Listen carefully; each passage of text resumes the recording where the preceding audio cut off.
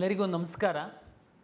ತಮಗೆಲ್ಲ ಗೊತ್ತಿರುವಂತೆ ಕರ್ನಾಟಕ ಪರೀಕ್ಷಾ ಪ್ರಾಧಿಕಾರ KCET ರ್ಯಾಂಕನ್ನು ಕೊಡುವಂಥದ್ದು ದ್ವಿತೀಯ PUC 12th ಸ್ಟ್ಯಾಂಡರ್ಡ್ ಮಾರ್ಕ್ಸ್ ಆಧಾರದ ಮೇಲೆ. ನಾವು PCMBಗೆ ಪರೀಕ್ಷೆಯನ್ನು ನಡೆಸಿದ್ದೀವಿ. ತಾವು PUC 12th ಸ್ಟ್ಯಾಂಡರ್ಡಲ್ಲಿ ಏನು ತಾವು PCMB ಸಬ್ಜೆಕ್ಟಿಗೆ ಮಾರ್ಕ್ಸ್ ತಗೊಂಡಿದ್ದೀರಾ, ಅದರ ಆಧಾರದ ಮೇಲೆ ವಿವಿಧ ರ್ಯಾಂಕ್ಗಳನ್ನು ಕೊಡುವಂಥದ್ದು ತಮಗೆ ಗೊತ್ತಿದೆ.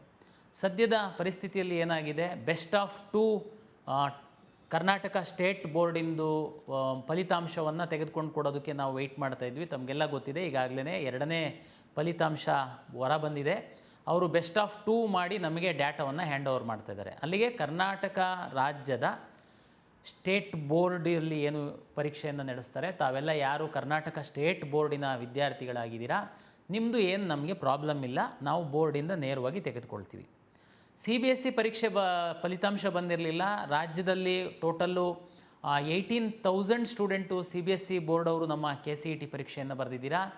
8,900 ವಿದ್ಯಾರ್ಥಿಗಳು ಬೇರೆ ರಾಜ್ಯದವರು CBSE ಬೋರ್ಡಲ್ಲಿ ನೀವು ಅಪಿಯರ್ ಆಗಿರುವಂಥವ್ರು ಇದ್ದೀರಾ. ನಿಮ್ಮದು ಡೇಟಾ ನಮ್ಮ ಕೈಯಲ್ಲಿ ಇರಲ್ಲ. ಕೊನೆಗೆ ನಾವು ಡಿಜಿಲಾಕರಲ್ಲಿ ತಾವು ಡೌನ್ಲೋಡ್ ಮಾಡಬೇಕು. ಯಾಕೆಂದರೆ CBSE ಬೋರ್ಡ್ ಅವರು NAD ಪೋರ್ಟಲಲ್ಲಿ ಅಪ್ಲೋಡ್ ಮಾಡಿರ್ತಾರೆ. ತಾವು ಡಿಜಿಲಾಕರಲ್ಲಿ ಲಾಗಿನ್ ಆಗಿಬಿಡ್ತು ಅಂತಂದರೆ ಅದು ಅಲ್ಲಿ ಮಾರ್ಕ್ಸ್ ಕಾರ್ಡ್ ಡೌನ್ಲೋಡ್ ಆಗುತ್ತೆ. ಅದರಿಂದ ನಾವು ಫೆಚ್ ಮಾಡುವಂಥದ್ದು.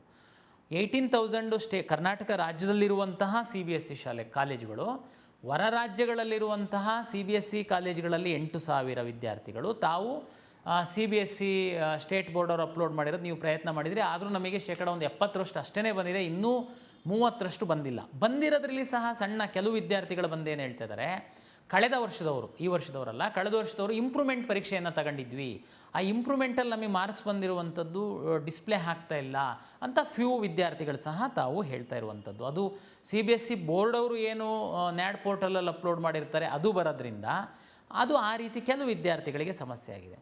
ಇದಲ್ಲದೆ ತಮಗೆ ಗೊತ್ತಿದೆ ನಮ್ಮ ಪರಿಸ್ಥಿತಿ ಹೇಗಿದೆ KEಯದ್ದು ಅಂತಂದರೆ, ಭಾರತ ದೇಶದಲ್ಲಿರುವಂತಹ ಎಲ್ಲ ರಾಜ್ಯಗಳಲ್ಲಿ ಕನ್ನಡಿಗರು ಹೋಗಿ ಉದ್ಯೋಗಕ್ಕೋಸ್ಕರ ಇರುವಂಥವ್ರು ಇದ್ದಾರೆ. ಅದು ಸರ್ಕಾರಿ ನೌಕರಿ ಇರ್ಬೋದು, ಖಾಸಗಿ ಇರ್ಬೋದು. ಆದರೆ ತಮ್ಮ ಮಕ್ಕಳು ಅಲ್ಲೇ ಕಲ್ತಿರೋದ್ರಿಂದ ತಮ್ಮ ಮಕ್ಕಳಿಗೆ ಸಹ ನಾವು ಇಲ್ಲಿ KCETನಲ್ಲಿ ರ್ಯಾಂಕ್ ಕೊಡಬೇಕು, ತಾವು ಪರೀಕ್ಷೆಯನ್ನು ಬರೆದಿದ್ದೀರಾ. ಮತ್ತು ನಿಮ್ಮ PUC Manipur state board, Assam state board, West Bengal state board, ಈ ಥರ ಎಲ್ಲ ದೇಶದ ಎಲ್ಲ ಬೋರ್ಡಲ್ಲಿ ತಮ್ಮ ಮಕ್ಕಳು ಪರೀಕ್ಷೆಯನ್ನು ಬರೆದಿರುವಂಥದ್ದಿದೆ. ಅದು ಸುಮಾರು 4,500ದಿಂದ 5,000 ವಿದ್ಯಾರ್ಥಿಗಳಿದ್ದಾರೆ. ಆ ಸ್ಟೇಟ್ ಬೋರ್ಡಿಂದ ನಾವು ಮಾಹಿತಿ ತಗೊಳ್ಳುವಂಥದ್ದು. ಈಗ ಮಹಾರಾಷ್ಟ್ರ, ಕೇರಳ, ಆಂಧ್ರ ಪ್ರದೇಶ ಇಲ್ಲಿ ನಾವು ಕರೆಸ್ಪಾಂಡೆನ್ಸ್ ಮಾಡಿದ್ವಿ. ಮಹಾರಾಷ್ಟ್ರ ಮತ್ತು ಕೇರಳದವರು ನಮಗೆ API ಸರ್ವಿಸಸ್ ಕೊಟ್ಟರು. ಮೇ ಬಿ ಕೇರಳದಲ್ಲಿ ಇನ್ನೂ ರಿಸಲ್ಟೇ ಬರಲಿಲ್ಲ. ಈ ಥರದ್ದು ನಮಗೆ ಸಮಸ್ಯೆ ಇದೆ. ಅದಕ್ಕೆ ನಾವು ಇವತ್ತು ನಾವು ಲಿಂಕನ್ನು ಓಪನ್ ಮಾಡ್ತಾಯಿದ್ದೀವಿ. ತಮಗೆ ಭಾಳ ಸ್ಪಷ್ಟವಾಗಿ ಹೇಳ್ತೀನಿ, ಕರ್ನಾಟಕ ಸ್ಟೇಟ್ ಬೋರ್ಡಿನ ವಿದ್ಯಾರ್ಥಿಗಳಿಗೆ ಅಲ್ಲ ಇದು ನನ್ನ ಒಂದು ಮಾಹಿತಿ. CBSE ಬೋರ್ಡಿನ ವಿದ್ಯಾರ್ಥಿಗಳು ಹಾಗೂ ಭಾರತ ದೇಶದ ವಿವಿಧ ರಾಜ್ಯಗಳ ಬೋರ್ಡ್ಗಳಲ್ಲಿ ತಾವು ಏನು PUC ದ್ವಿತೀಯ PUC ಪರೀಕ್ಷೆ ಬರೆದಿದ್ದೀರಾ, ನಿಮಗಾಗಿ ಇದು ಒಂದು ಮಾಹಿತಿ. ತಾವು ನಮ್ಮ KEA ವೆಬ್ಸೈಟಲ್ಲಿ ತಾವು ತಮ್ಮ KCET ಅಪ್ಲಿಕೇಶನ್ನಿಗೆ ಏನು ಹಾಕುವಾಗ ಲಾಗಿನ್ ಪಾಸ್ವರ್ಡ್ ಇದೆ, ಆ ಲಾಗಿನ್ ಪಾಸ್ವರ್ಡ್ ಹಾಕಬೇಕು. ಓಪನ್ ಮಾಡಿದರೆ ತಮಗೆ CBSE ವಿದ್ಯಾರ್ಥಿಗಳು ಈಗ ಯಾರೆಲ್ಲ ಫೆಚ್ ಮಾಡಿದ್ದೀರಾ ತಮ್ಮದು ಮಾರ್ಕ್ಸು ಡಿಸ್ಪ್ಲೇ ಆಗುತ್ತೆ, ಫೆಚ್ ಆಗಿರುವಂಥ ಮಾರ್ಕ್ಸ್ ಡಿಸ್ಪ್ಲೇ ಆಗುತ್ತೆ. ತಾವು ಏನೂ ಚೇಂಜಸ್ ಇಲ್ಲ ಅಂತಂದರೆ ಜಸ್ಟ್ ಮಾರ್ಕ್ಸು ಸರಿ ಒಂದು ಸರಿ ಚೆಕ್ ಮಾಡ್ಕೊಳ್ಳಿ, ಮಾರ್ಕ್ಸ್ ಸರಿ ಇದೆ ಅಂತಂದರೆ ಸಬ್ಮಿಟ್ ಮಾಡಿ. CBSEನಲ್ಲಿ ಇನ್ನೂ 30 ವಿದ್ಯಾರ್ಥಿಗಳು ಡಿಜಿಲಾಕರಲ್ಲಿ ತಾವು ಲಾಗಿನ್ ಆಗಿದ್ದೀರಾ, ಫೆಚ್ ಆಗಿಲ್ಲ. ಕೆಲವರು ಲಾಗಿನ್ನೇ ಆಗಿಲ್ಲ. ತಾವುಗಳು ಲಾಗಿನ್ ಆಗಬೇಕು, ತಮ್ಮ ಮಾರ್ಕ್ಸನ್ನು ಎಂಟ್ರಿ ಮಾಡಬೇಕು, ತಮ್ಮ ಮಾರ್ಕ್ಸ್ ಕಾರ್ಡನ್ನು ಅಪ್ಲೋಡ್ ಮಾಡಬೇಕು. ಭಾರತ ದೇಶದ ವಿವಿಧ ರಾಜ್ಯಗಳ ಬೋರ್ಡ್ಗಳಲ್ಲಿ ತಾವು ಯಾರು PUC ಮಾಡಿದಿರೋ ವಿದ್ಯಾರ್ಥಿಗಳು ತಮಗೆ ಸಹ ತಾವು ಲಾಗಿನ್ ಆಗಬೇಕು, ತಮ್ಮ PUC ಮಾರ್ಕ್ಸನ್ನು ಎಂಟ್ರಿ ಮಾಡಬೇಕು, ತಮ್ಮ PU ಮಾರ್ಕ್ಸ್ ಕಾರ್ಡನ್ನು ಅಪ್ಲೋಡ್ ಮಾಡಬೇಕು. ದಯಮಾಡಿ ಇದು ತುಂಬ ಸಿಂಪಲ್ ಕೆಲಸ. ಮಾಡಿ ಸಬ್ಮಿಟ್ ಮಾಡಿದರೆ ಮಾತ್ರ ನಾವು ನಿಮಗೆ CET ರ್ಯಾಂಕ್ ಕೊಡೋದಕ್ಕಾಗುತ್ತೆ. ಇಲ್ಲ ಅಂತಂದರೆ ನಾವು ರ್ಯಾಂಕ್ ಕೊಡೋದು ಕಷ್ಟ ಆಗುತ್ತೆ. ದಯಮಾಡಿ ಮುಂದಿನ 2 ದಿನದಲ್ಲಿ ತಾವು ಈ ಕೆಲಸ ಮಾಡಬೇಕು ಅಂತೇಳಿ ನಾನು ವಿನಂತಿಯನ್ನು ಮಾಡಿಕೊಳ್ತೀನಿ. CBSEನಲ್ಲಿ ಡಿಜಿಲಾಕರಿಂದ ಫೆಚ್ಚಾಗಿ ಸಹ ಬಂದಿದೆ.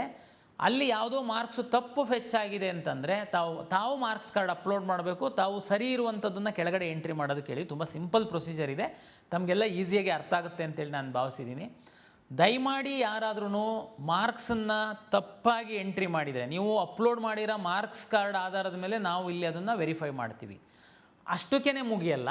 ಯಾಕೆಂತಂದರೆ ಇದು ಪಿ ಯು ಸಿನ 50% ಮಾರ್ಕ್ಸ್ ಆಧಾರದ ಮೇಲೆ ನಾವು ರ್ಯಾಂಕ್ ಕೊಡೋದ್ರಿಂದ ನಾಳೆ ನೀವು ಕಾಲೇಜಿಗೆ ಹೋಗ್ತಿರಲ್ಲ ಸೇರೋದಕ್ಕೆ, ಅಲ್ಲಿ ಮೂಲ ದಾಖಲೆಗಳನ್ನ ಪರಿಶೀಲನೆ ಮಾಡ್ತಾರೆ. ಒಂದು ವೇಳೆ ತಾವ್ಯಾರಾದ್ರೂ ಪಿ ಯು ಸಿ ಮಾರ್ಕ್ಸನ್ನು ತಪ್ಪಾಗಿ ಎಂಟ್ರಿ ಮಾಡಿ ತಪ್ಪಾಗಿ ನಮ್ಮಿಂದ ಏನಾದ್ರೂ ರ್ಯಾಂಕನ್ನು ತಗೊಂಡು ತಾವು ಕಾಲೇಜಿಗೆ ಹೋದರೆ ನಿಮಗೆ ಅಡ್ಮಿಷನ್ ಆಗಲ್ಲ ಮತ್ತು ನಮ್ಮ ಕೆ ಇ ಎ ಕೌನ್ಸಿಲಿಂಗಿಂದ ಹೊರಗಡೆ ಹಾಕ್ತೀವಿ. ಹಾಗಾಗಿ ದಯಮಾಡಿ ನಾನು ಇನ್ನೊಮ್ಮೆ ಹೇಳ್ತಾ ಇದ್ದೀನಿ, ಕರ್ನಾಟಕ ಪರೀಕ್ಷಾ ಪ್ರಾಧಿಕಾರ ನಡೆಸಿರುವಂತಹ KCET 2026 ರ್ಯಾಂಕನ್ನು ಅನೌನ್ಸ್ ಮಾಡಬೇಕು ಅಂತಂದರೆ ದ್ವಿತೀಯ ಪಿ ಯು ಸಿಯ ನಮಗೆ PCMB ಮಾರ್ಕ್ಸ್ ಬೇಕು. ಕರ್ನಾಟಕ ಸ್ಟೇಟ್ ಬೋರ್ಡ್ದು ಏನಿದೆ ಅದು ನಮಗೆ ಆನ್ಲೈನ್ ಮೂಲಕ ನಾವು ತೆಗೆದುಕೊಂಡಿದ್ದೀವಿ. 2 ಎಕ್ಸಾಮ್ ಆಗಿತ್ತು, 2ರದ್ದು ಫಲಿತಾಂಶ ಬಂದಿದೆ. ಬೆಸ್ಟ್ ಆಫ್ 2 ನಮಗೆ ಕೊಡ್ತಾ ಇದ್ದಾರೆ, ನಾವು ತಗೊಳ್ತಾ ಇದ್ದೀವಿ. CBSEದು 70% ವಿದ್ಯಾರ್ಥಿಗಳು ತಾವು ಡಿಜಿಲಾಕರ್ ಮುಖಾಂತರ ತಾವು ಪರ್ಮಿಷನ್ ಕೊಟ್ಟಿದ್ದೀರಾ, ಅದು ನಮಗೆ ಡೌನ್ಲೋಡ್ ಆಗಿದೆ. ತಾವು ಬೇಕಾದರೆ ಚೆಕ್ ಒಂದು ಸರಿ ಮಾಡಿ ಸಬ್ಮಿಟ್ ಮಾಡಿ. ಯಾರು ಇನ್ನೂ 30% ಡಿಜಿಲಾಕರ್ ಮುಖಾಂತರ ಮಾಡಿಲ್ಲ ಅವರು ನೀವು ಡಿಜಿಲಾಕರ್ ಮುಖಾಂತರ ಮಾಡಿದರೆ ನಮಗೆ ಫೆಚ್ ಆಗುತ್ತೆ. ಇಲ್ಲ ಅಂತಂದರೆ ತಾವಿಲ್ಲಿ ಮಾರ್ಕ್ಸ್ ಎಂಟ್ರಿ ಮಾಡಿ ಮಾರ್ಕ್ಸ್ ಕಾರ್ಡನ್ನು ತಾವು ಅಪ್ಲೋಡ್ ಮಾಡಿ ಸಬ್ಮಿಟ್ ಮಾಡಿ. ಬೇರೆ ರಾಜ್ಯಗಳ ಬೋರ್ಡಲ್ಲಿ ತಾವು ಏನು ವಿದ್ಯಾರ್ಥಿಗಳಿದ್ದೀರಾ, ಉದಾಹರಣೆಗೆ ತೆಲಂಗಾಣದಲ್ಲಿ ಅವರು ನಮಗೆ API ಸರ್ವಿಸ್ ಕೊಟ್ಟಿಲ್ಲ, ತೆಲಂಗಾಣದವರು ಡಿಜಿಲಾಕರಲ್ಲಿ ನ್ಯಾಡ್ ಪೋರ್ಟಲಲ್ಲಿ ಸಹ ಅಪ್ಲೋಡ್ ಮಾಡಿಲ್ಲ. ನಿಮ್ಮಂಥ ವಿದ್ಯಾರ್ಥಿಗಳಿಗೆ ತಾವು ಮಾರ್ಕ್ಸ್ ಎಂಟ್ರಿ ಮಾಡಿ ತಮ್ಮ ಮಾರ್ಕ್ಸ್ ಕಾರ್ಡ್ ಅಪ್ಲೋಡ್ ಮಾಡಿ. ಇದು ನೀವು ನಮಗೆ ಮುಂದಿನ 2 ದಿನದಲ್ಲಿ ಮಾಡ್ತು ಅಂತಂದರೆ, ಮುಂದಿನ 2 ದಿನ ಅಂತಂದರೆ ನಮಗೆ 23 ಮತ್ತು 24 ಮಧ್ಯಾಹ್ನದೊಳಗಡೆ ತಾವು ಮಾಡಬೇಕು ಅಂತ ನನ್ನ ವಿನಂತಿ. ತಾವು ಮಾಡ್ತು ಅಂತಂದರೆ ನಿಮ್ಮ ಆ ಮಾರ್ಕ್ಸನ್ನು ನಾವು ಕನ್ಸಿಡರ್ ಮಾಡಿ ನಿಮಗೆ ರ್ಯಾಂಕ್ ಕೊಡುವಂಥದ್ದಕ್ಕೆ ಅನುಕೂಲ ಆಗುತ್ತೆ. ಇದು ಬಹಳ ಸಿಂಪಲ್ ಇದೆ. ತಾವು ದಯಮಾಡಿ ಇದನ್ನು ಮುಂದಿನ 2 ದಿನದಲ್ಲಿ ಮಾಡಬೇಕು ಅಂತೇಳಿ ನನ್ನ ವಿನಂತಿ.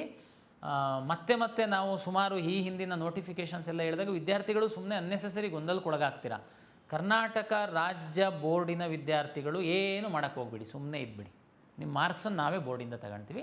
ಉಳಿದವ್ರು ಮಾತ್ರ ನಮ್ಮ ಲಾಗಿನ್ ಆಗಿ ನಾನೀಗ ಹೇಳಿದಂತೆ ಮಾಡಿ ಅಂತೇಳಿ ಎಲ್ಲರಿಗೆ ವಿನಂತಿಯನ್ನು ಮಾಡ್ಕೊಳ್ತೀನಿ. ಇದು ಟಾಪ್ ಪ್ರಿಯಾರಿಟಿ ಇದೆ, ತಾವು ಮಾಡಲೇಬೇಕು. ನಾವು ರ್ಯಾಂಕ್ ಕೊಡೋದಕ್ಕೋಸ್ಕರ ದಯಮಾಡಿ ಸಹಕರಿಸಬೇಕು ಅಂತ ಎಲ್ಲ ವಿದ್ಯಾರ್ಥಿಗಳು ಮತ್ತು ಪೋಷಕರಲ್ಲಿ ನಾನು ವಿನಂತಿಯನ್ನು ಮಾಡಿಕೊಳ್ತೇನೆ.